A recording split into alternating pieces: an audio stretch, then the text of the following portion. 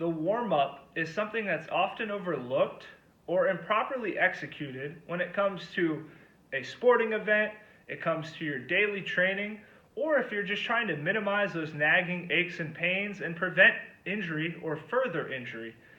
Warm-ups come down to 3 key points, and if you can hit these 3 points, you're going to achieve more in your training sessions, you're going to experience fewer injuries, and you're probably going to have better performance because you're more prepared for the tasks at hand.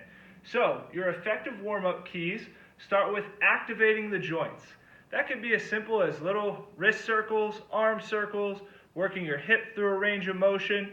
Again, this is not static stretching by any means, but it's controlled and effective range of motion practices to get you ready for what's coming up next. So I don't want you just there holding your toes, because you're going to see that does not fall into one of our 3 key points for a warm-up. But you should be going through some controlled range of motion activity, gradually increasing that range of motion, and focusing on your problem areas. So maybe you have some lower back pain and you know it's due to hamstring length. Some body weight Romanian deadlifts, is focusing on that stretch, is a great example of what you can do to help get that range of motion and help warm your body up and get ready to go for what's coming up next. Point number 2, you need to prepare for the demands of what you're about to do. For example, if you're in the gym and today is a squat day and you want to work up to a heavy set of squats, we don't just throw that heavy weight on the bar. You don't start with your max. You work up to your max, right? It might start with a body weight squat. You might start with a barbell and gradually build from there, working on your form.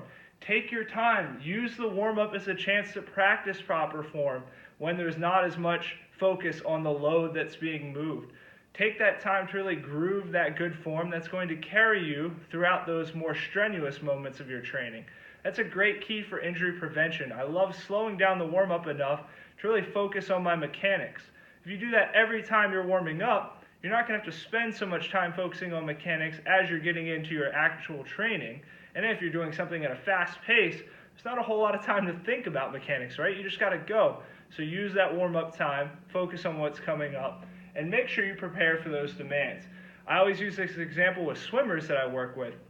If you're a sprinter in swimming and you get up onto the blocks and you're cold turkey, you haven't warmed up a bit except for maybe 3 hours earlier when it was warm-up time for the whole pool, you're setting yourself up for failure. You're asking yourself to go from a state of rest to a state of all-out maximal intensity during that sprint.